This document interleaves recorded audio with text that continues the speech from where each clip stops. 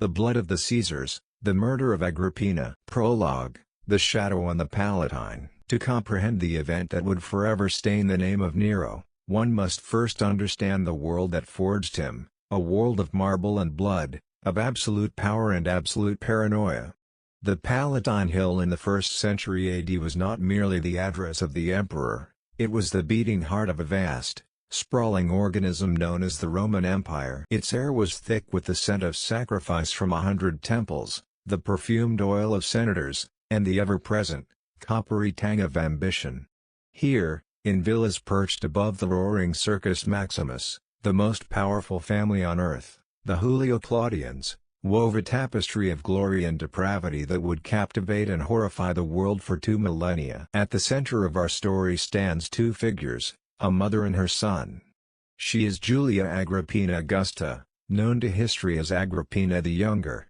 He is Nero Claudius Caesar Augustus Germanicus. Their relationship has the dark nucleus around which this tragedy orbits. It is a story that begins not with a dagger, but with a legacy of power so intoxicating it could corrupt the purest soul, and a maternal love so twisted by ambition it could only end in blood. Agrippina was, by any measure, a force of nature. Born in 15 AD, she was the daughter of Germanicus, the beloved general whose popularity arguably eclipsed that of the Emperor Tiberius, and Agrippina the Elder, a woman of formidable and unyielding virtue. From her earliest days, Agrippina understood the weight and the peril of her bloodline. She was a direct descendant of Augustus, the first emperor, and her life would be a relentless, brutal pursuit of that inherited destiny. Her first taste of imperial cruelty came from her own brother, the Emperor Caligula. His reign was a carnival of terror, and Agrippina, along with her sisters, was caught in its wake. Accused of conspiracy, she was exiled to the Pontian Islands, a punishment that stripped her of everything but her name and her burning desire for vengeance and restoration. It was the accession of her uncle, Claudius, that provided her path back. Claudius, often portrayed as a stumbling, stuttering scholar, was a more complex figure, intelligent, perceptive, but vulnerable to the influences of those around him, particularly his powerful freedmen and his wives. Agrippina, now returned to Rome, was a widow of stunning beauty and ruthless intelligence. She saw in her uncle not a father figure, but a stepping stone. Through a campaign of careful seduction and political manipulation, she engineered the downfall of Claudius's current wife, the notorious Messalina, and then positioned herself as his successor. The union was scandalous, she was his niece, and such a marriage was considered incestuous under Roman law. But Agrippina was undeterred, she secured a senatorial decree legalizing the marriage, a testament to her growing power. Her goal was singular and unwavering, to place her son, Lucius Domitius Ahenobarbus, on the throne. To achieve this, she orchestrated a masterpiece of political theater. She betrothed her son to Claudius's daughter, Octavia. She secured for him prestigious titles, publicly overshadowing Claudius's own biological son, Britannicus. She filled the court with her supporters, most notably the philosopher Seneca, whom she recalled from exile to become Nero's tutor, and Burrus, whom she installed as praetorian prefect. She systematically isolated Claudius from other advisors, particularly the influential freedman Narcissus. The court became a stage, and Agrippina was its director. Then, in 54 AD, the final act of her scheme unfolded. The Emperor Claudius died suddenly after eating a plate of his favorite mushrooms. The ancient historians Tacitus and Cassius Dio leave little room for doubt. Agrippina, they assert, employed the famed poisoner Locusta to administer the deadly dose. It was a death befitting the clandestine nature of her power, a domestic murder, silent and efficient, carried out within the heart of the imperial household. The empire held its breath. Agrippina did not hesitate. She and Burrus presented the young Nero, just 16 years old, to the Praetorian Guard. Their loyalty secured by a generous donative, the soldiers hailed him as imperator. The Senate, cowed and compliant, ratified the decision. Nero was emperor. Agrippina had won. In the early days of Nero's reign, the so-called Quinquennium Neronis, The empire was governed with a surprising degree of competence and moderation. But behind the public face of Seneca's eloquence and Burrus's discipline stood Agrippina, the true power. Coins were minted showing her profile facing Nero's, an unprecedented honor for a woman. She attended meetings of the Senate, concealed behind a curtain, her whispers guiding her son's policies. She controlled his access, his schedule, his friendships. She was the mater imperii, the mother of the empire, and she intended to rule through him. Nero, initially, may have been content. He was young, inexperienced, and perhaps grateful. But the seeds of rebellion were sown early. Agrippina insisted on his marriage to Octavia, a union of political convenience that held no appeal for the sensuous, artistically inclined young man. When Nero began an affair with a beautiful freedwoman named Agrippina erupted. She saw the commoner as a direct threat to her influence and the dynasty's purity. She publicly berated him, reminding him of his debt, of her role and his ascent. The conflict came to a head during a diplomatic reception for Armenian envoys. In a stunning display of her perceived co-rulership, Agrippina moved to sit beside Nero on the imperial dais, a space sacred to the emperor alone. It was a power play, a visual declaration of her authority. Seneca, witnessing the scene, acted swiftly. He instructed Nero to rise, to meet his mother, to intercept her before she could take the seat. It was a subtle but devastating public rebuke. Agrippina was stopped in her tracks, her ambition laid bare. The humiliation was profound, and her rage was terrifying. Her threats became more explicit. She hinted that the true heir, Britannicus, was still alive and might yet prove a more pliable instrument of her will. Nero's response was not that of a chastened son, but of a cornered emperor. Britannicus, though only 14, was a living symbol of the Claudian line. His mere existence was a threat. At a family dinner shortly after the Dais incident, Nero made his move. The custom was for a food taster, a pregustator, to sample the wine. When Britannicus found his drink too hot, he asked for cold water to cool it. In the moment of confusion, as the cold water was added, a fast-acting poison, supplied by Locusta, was introduced into his cup. The boy drank and immediately began to convulse, foaming at the mouth, his body racked with spasms. He died within minutes, right there at the table, under the horrified eyes of the guests. Nero, with a calmness that was more terrifying than any outburst, coolly remarked that Britannicus was merely prone to such epileptic fits and would recover shortly. He ordered the body to be removed and the banquet to continue. The message to Agrippina was unequivocal: I am no longer your boy. I am capable of this. I will remove any threat, even one you create. I am the monster you made. The period that followed was a cold war of attrition. Agrippina was systematically stripped of her power. Her Praetorian bodyguard was removed. She was ejected from the Palatine Palace and moved to the house of her grandmother, Antonia. Her clients and supporters were dismissed. She was being politically and personally erased. And in her isolation, her desperation grew. The historian Tacitus records the most shocking and psychologically complex rumor of all, that Agrippina, in a final, grotesque attempt to reassert control, began to seduce her son. She would appear before him after banquets, dressed in revealing, lavish clothing, and offer him incestuous embraces. Whether this was literal truth or a metaphorical representation of her suffocating and poisonous influence, it signifies the absolute nature of their relationship. Nero was repulsed. To him, his mother was no longer a parent, she was a pestilence, a political problem that required a permanent solution. The stage was set for the final, bloody act. Part 1. The conspiracy of the collapsible ship. The decision to kill Agrippina crystallized in Nero's mind not as a sudden impulse, but as a grim, unavoidable necessity. The incestuous overtures, whether real or perceived, were the final straw. He could no longer bear the weight of her existence. Her very breath felt like a challenge to his authority. He summoned his innermost council to the secluded confines of his villa at Baiae in the spring of 59 AD. The setting was deceptively idyllic, the Bay of Naples sparkled under the sun, the air was warm and scented with salt and pine.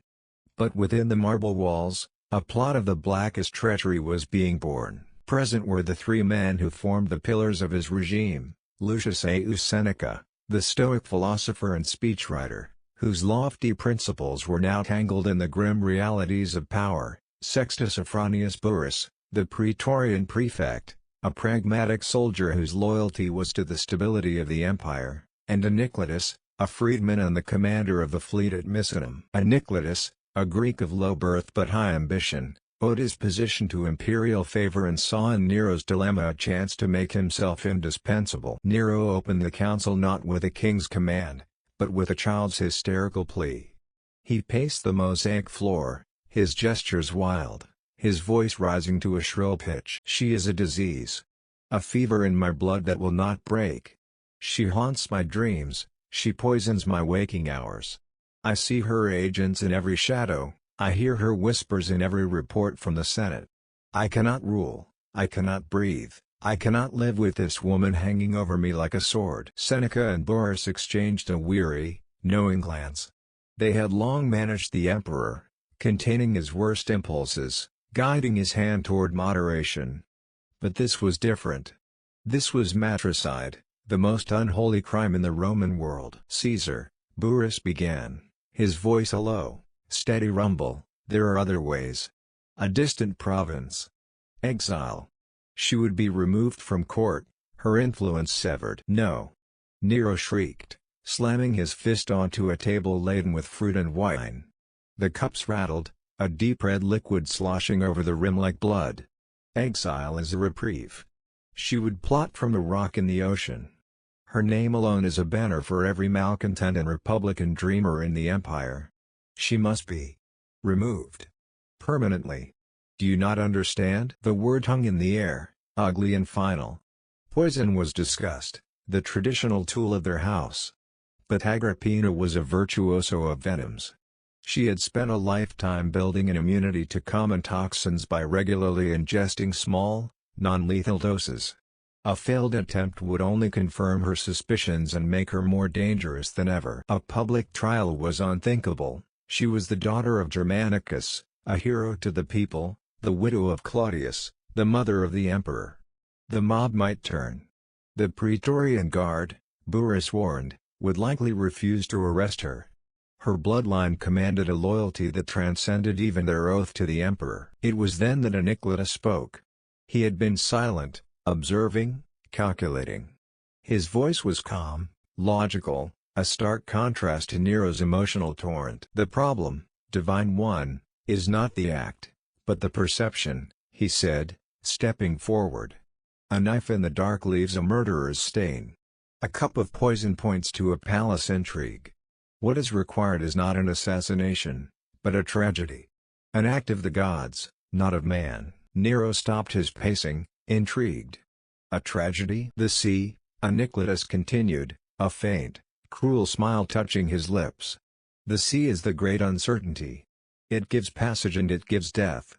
A squall can arise from a calm sky. A ship, no matter how lovingly crafted, can founder on a hidden rock. The Empress Mother travels frequently between her villa and your own. It would be a devastating loss, a cruel twist of fate, but it would not be suspicious." The plan was born from this cynicism. Aniklatus proposed the construction of a collapsible ship. It would be presented as a gift of unparalleled luxury, a testament to Nero's filial devotion and his boundless generosity. But its beauty would be a facade. The cabin would have a lead-weighted ceiling, designed to collapse upon a secret trigger, crushing its occupants. The hull would be ingeniously engineered with weakened joints and detachable panels, so that once in deep water, the entire vessel would disintegrate and sink rapidly, swallowing all evidence of the crime. The sea would be his accomplice, providing both the method and the cleanup. Nero's eyes lit up with a terrifying glee. It was perfect. It was theatrical. It was a plot worthy of one of his Greek tragedies. Seneca and Burrus remained silent. Their silence was their complicity. They saw no other path that would preserve their own power and the stability of the regime. The Stoic philosopher and the honest soldier had been corrupted, their morals sacrificed on the altar of political survival. The secret work began immediately at the Misenum naval yard, under Nicolaus's direct supervision. A chosen Liburnica, a fast, light galley, was taken into a closed dock. Artisans and shipwrights, sworn to secrecy on pain of death, worked through the night. The lead for the ceiling was carefully concealed within ornate plasterwork depicting scenes from mythology. The weakened planks were disguised with fresh paint and gilding. The triggering mechanism was a masterpiece of malicious engineering, designed to be activated by a seemingly innocuous movement of a crew member. When it was done, the ship was a breathtaking marvel, a floating palace that was, in reality, a sophisticated death trap. While the ship was being prepared, Nero launched a campaign of psychological warfare. He began to send his mother a series of conciliatory letters. They were masterpieces of deceit, likely penned with Seneca's eloquence. He spoke of his loneliness, his regrets, his realization that a son needs his mother's wisdom. He invoked the memory of their early years together, the bond that had been strained but, he claimed, never broken. He professed his love for Oct was a mere youthful folly, and that he now understood the importance of his duty to the dynasty. He invited her to join him in Baiae for the final days of the Minerva festival, to reconcile publicly and to celebrate their renewed unity. Agrippina, in her isolated villa, received these overtures with the profound suspicion that had kept her alive for over 4 decades. Her network of informants had been weakened, but not destroyed. She sensed a trap as a wolf senses a snare. Yet, the lure was irresistible. A public reconciliation with Nero would restore her status, her influence, her power. To refuse would be to admit defeat and to condemn herself to a powerless, ignominious exile. Her ambition, the very force that had driven her to the pinnacle of power, now clouded her legendary caution. She decided to go. But she went as a general goes into a potentially hostile territory. She ordered her most trusted servants, the freedman Adrianus and her lady-in-waiting Isaronia, to accompany her.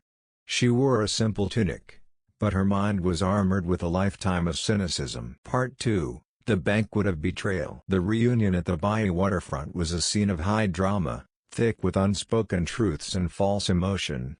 The sun was setting, casting a golden, deceptive glow over the scene. Nero was the very picture of the prodigal son returned.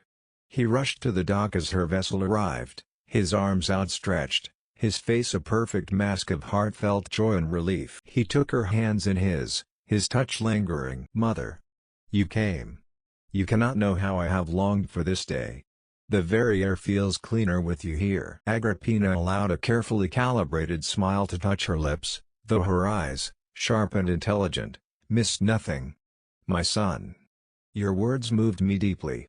The shadow between us has grown too long. It is time for the sun." They embraced, a performance of familial love for the assembled courtiers, slaves, and praetorians.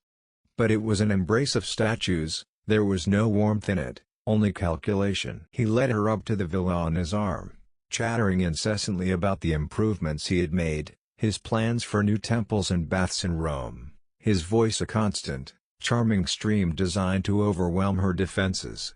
The banquet that night was a testament to imperial excess, a calculated display of Nero's wealth and generosity. The triclinium was filled with the scent of roasted peacock, its tail feathers reassembled in a dazzling display, of lamprey stewed in expensive garum sauce, and of dates stuffed with nuts and candied in honey. Musicians played soft, soothing melodies in the corner. Dancers moved with ethereal grace. Nero placed Agrippina in the seat of honor, the locus consularis, a position even above his own. He personally served her the finest delicacies, he refilled her gold cup with the most aged and prized Falernian wine. He toasted her health, her wisdom, her unwavering strength. He spoke of the burdens of power with a world-weariness that was both practiced and convincing. "I understand now, Mother," he said, his voice dropping to a confidential tone, "the difficult choices you had to make. For the family. For the empire. I was young and foolish. I see now that your guidance was not control, but love." He spoke of Claudius with a respect that bordered on reverence, a man he had, in all likelihood, helped murder. It was a performance of breathtaking cynicism, and Agrippina, the master manipulator, found herself being expertly manipulated. The wine, the warmth, the flattery, the sheer, disarming force of his attention, it began to erode the fortress of her suspicion. Perhaps, a small, desperate part of her thought, it was real. Perhaps the boy had finally seen the light. Perhaps the blood of Germanicus truly ran thicker than the waters of ambition. For hours, the charade continued. Nero presented her with a stunning piece of jewelry, a bracelet fashioned in the shape of a serpent, its scales intricately detailed, its eyes two flawless emeralds that caught the lamplight with a malevolent gleam. "A symbol of your wisdom, mother," he said, his fingers deftly fastening the cold, sinuous metal around her wrist. "The serpent is wise, it is protective. It is the symbol of Asclepius, the healer. Let it symbolize the healing of the rift between us." The metal felt like a shackle, the emerald eyes like those of a predator watching its prey. It was late when Nero finally rose, signaling the end of the feast.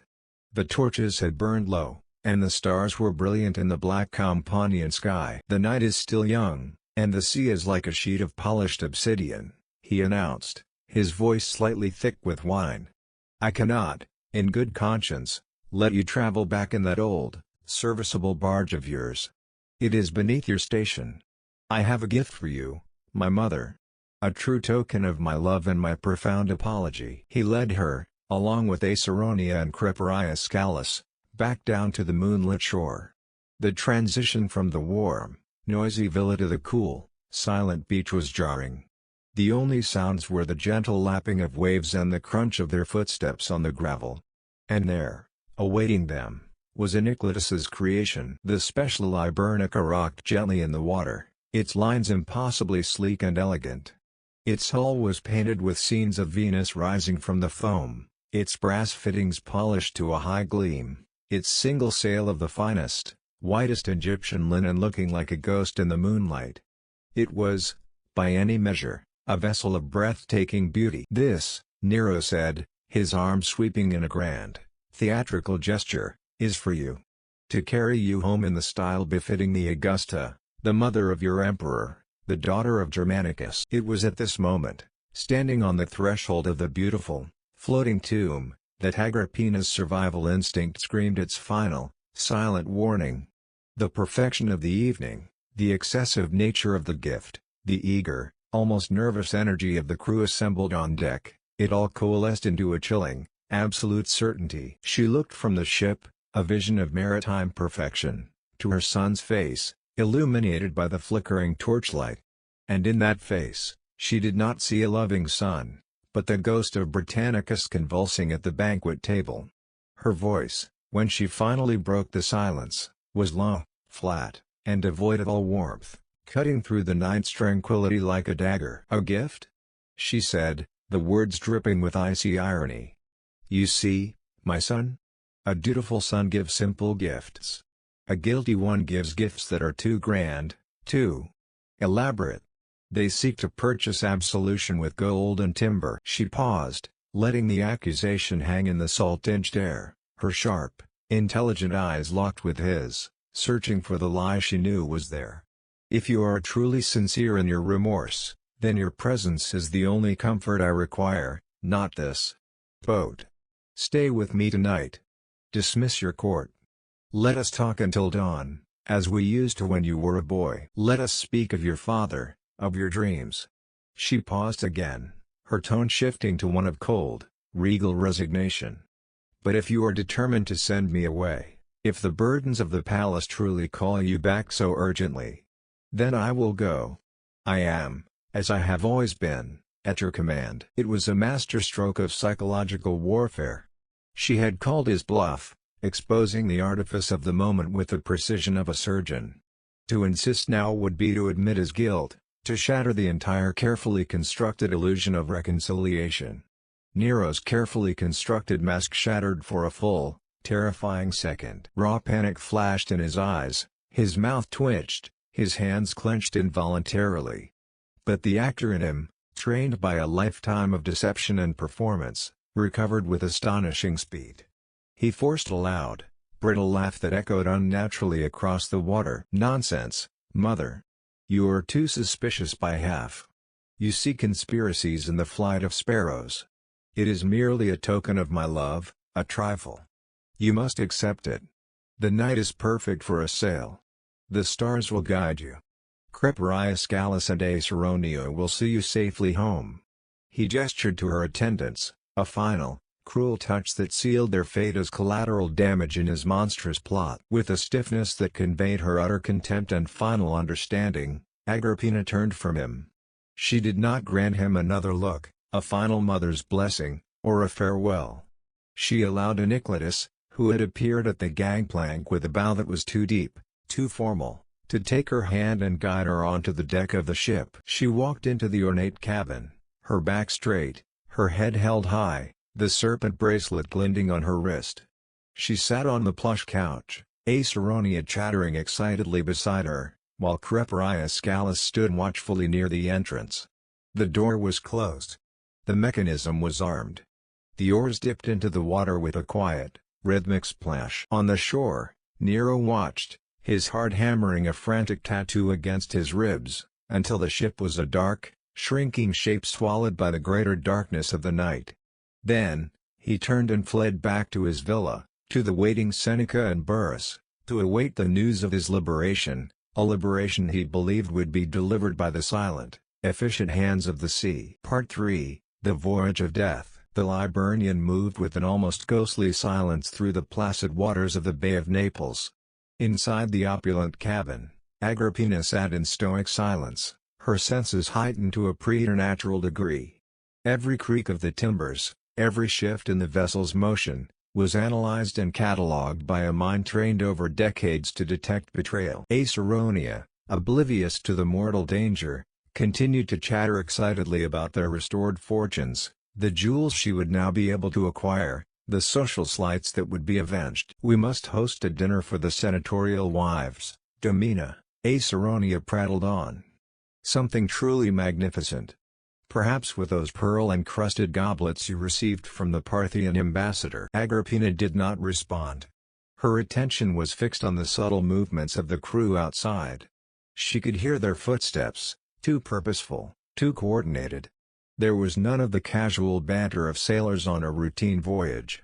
Then came the sound she had been waiting for, a distinct, metallic click, followed by the groaning of stressed wood. "Get down," Agrippina commanded, her voice cutting through Acerronia's prattle with the sharpness of a blade. But it was too late.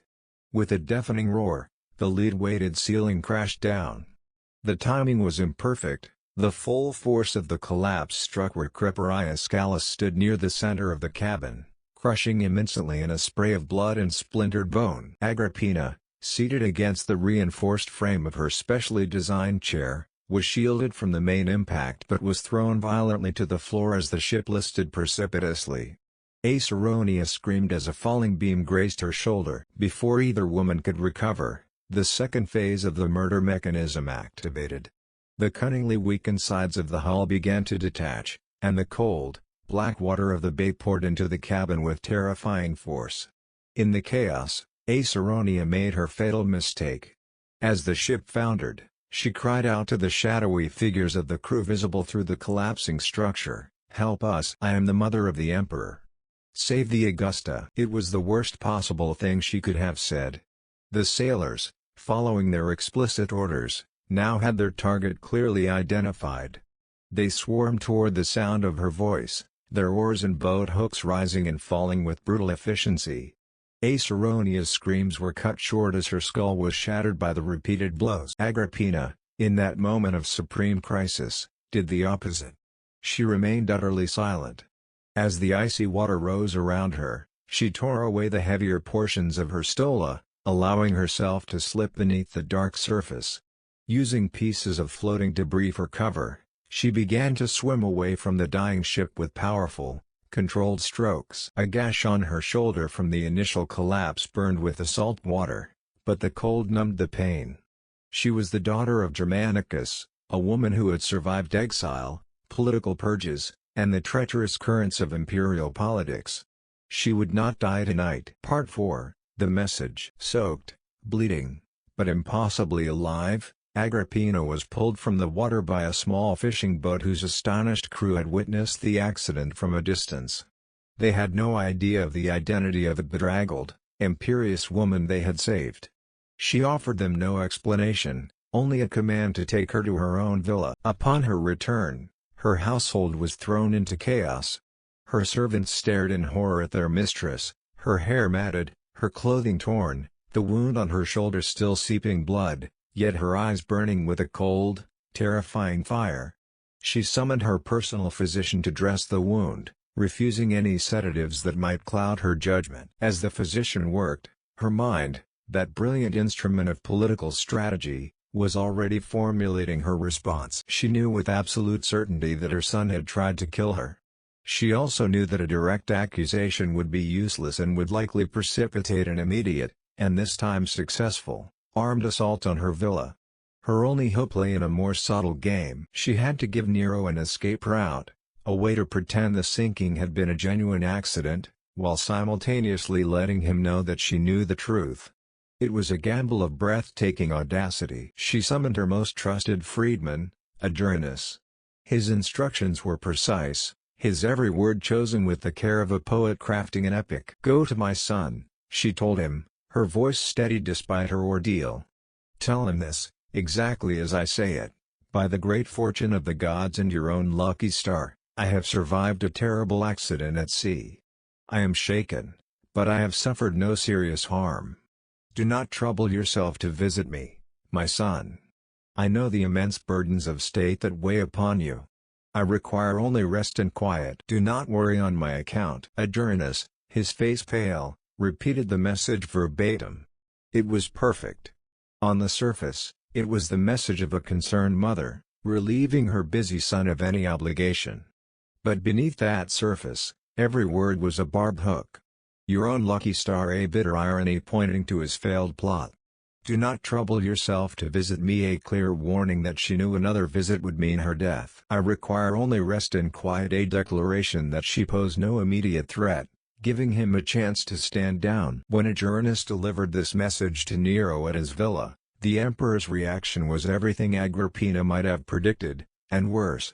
He had been waiting with Seneca and Burrus, nervously drinking, trying to project an air of calm. When the freedman spoke Agrippina's carefully crafted words, Nero's fragile composure shattered completely. He turned as pale as marble. The wine cup fell from his trembling hand, clattering across the mosaic floor. "She lives?"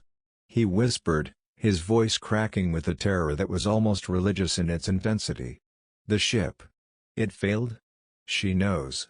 Oh, by all the gods, she knows." He began to pace frantically, his movements jerky and uncontrolled. "She will raise the legions. The praetorians will turn on me. She will have me dragged through the forum and torn apart by the mob." He fell to his knees before Burrus, clutching the prefect's military cloak. "The guard. Bring me the praetorian guard. We will march on her villa and finish this now. We will say she was plotting rebellion." This was the moment of truth for Burrus, the soldier. He looked down at his weeping, terrified emperor, then at Seneca, whose face was a mask of stoic horror. Burrus's loyalty was to the throne, but his honor, and the honor of the men he commanded, had its limits. "Caesar," Burrus said, his voice heavy with finality. "The Praetorian Guard owes its allegiance to the house of Caesar. They will not march against the daughter of Germanicus.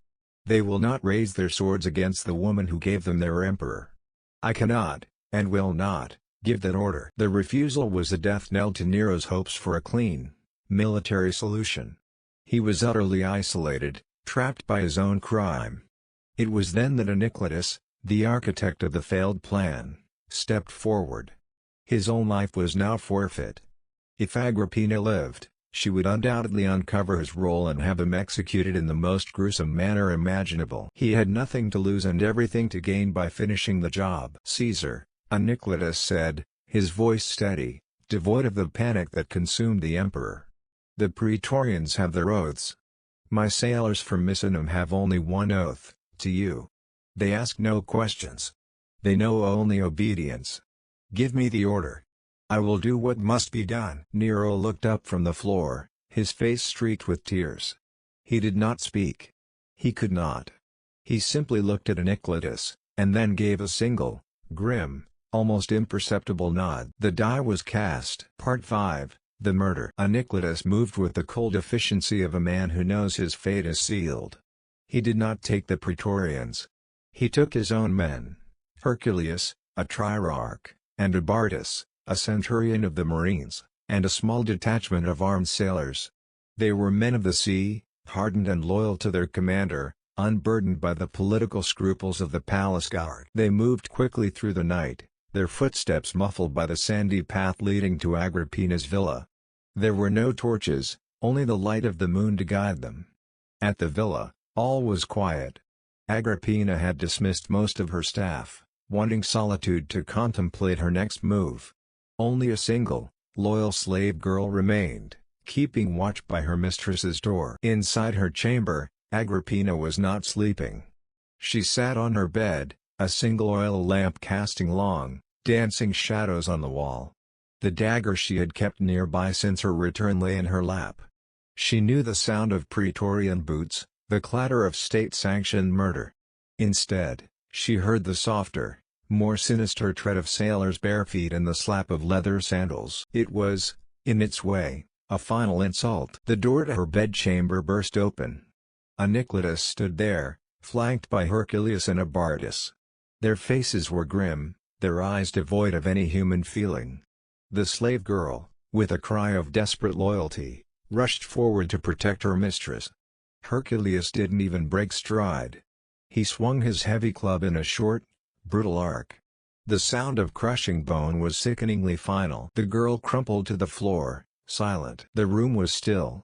Agrippina did not look at the dead girl. She looked directly at Anicetus.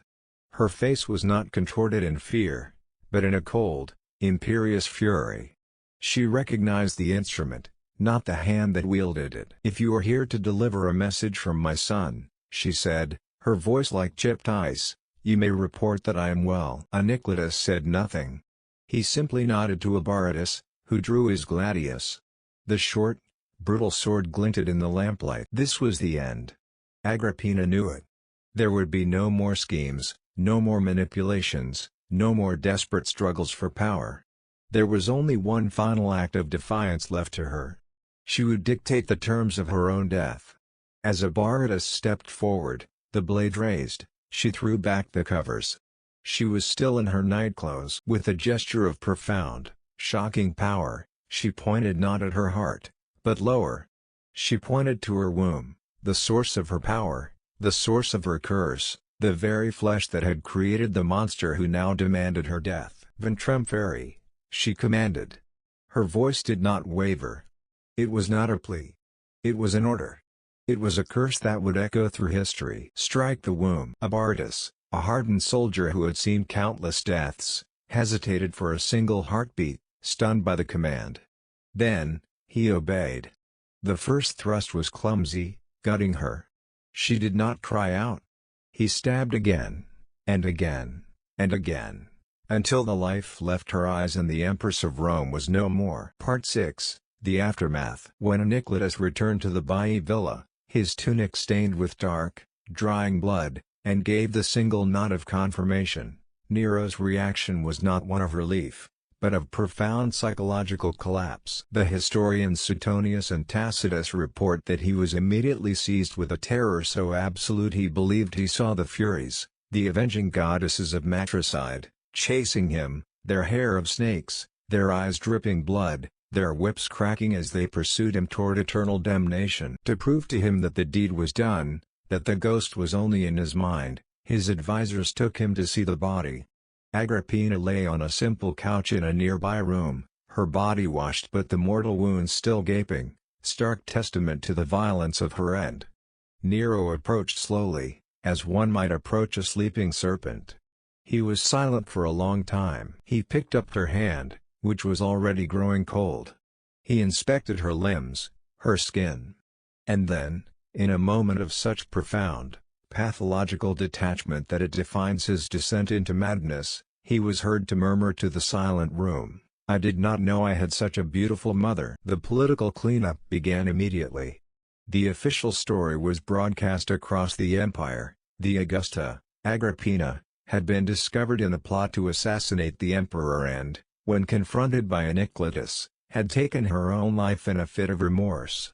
It was a transparent lie, but power has its own truth. The Senate, in a display of sycophantic terror, voted him thanksgivings to the gods for his deliverance. They decreed that the day of the murder should be celebrated with annual games. The philosopher Seneca, his conscience perhaps salved by necessity, was tasked with writing the letter to the Senate that detailed Agrippina's crimes and justified her death. It was a masterpiece of rhetoric and deceit. But the people of Rome knew. They hung their heads in silent shame. The philosophers wrote their private condemnations.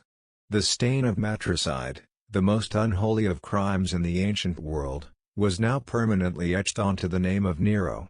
This single act did not just end the life of a powerful woman, it severed Nero's last tether to humanity, to reality, and to the respect of his people. The relatively moderate Quinquennium Neronis was over. The reign of the unhinged tyrant had truly begun. The murders would continue, his wife Octavia would be executed, his advisor Seneca would be forced to suicide, and Rome itself would later burn in a fire he was accused of starting. But it all began here, in the blood-soaked bedroom of his mother, with a command to strike the womb that bore him. It was the point of no return. It was the moment Nero, Emperor of Rome, truly damned his soul for all eternity, a lesson in how absolute power can corrupt absolutely, and how the darkest crimes often begin not in the halls of power, but in the twisted heart of a family.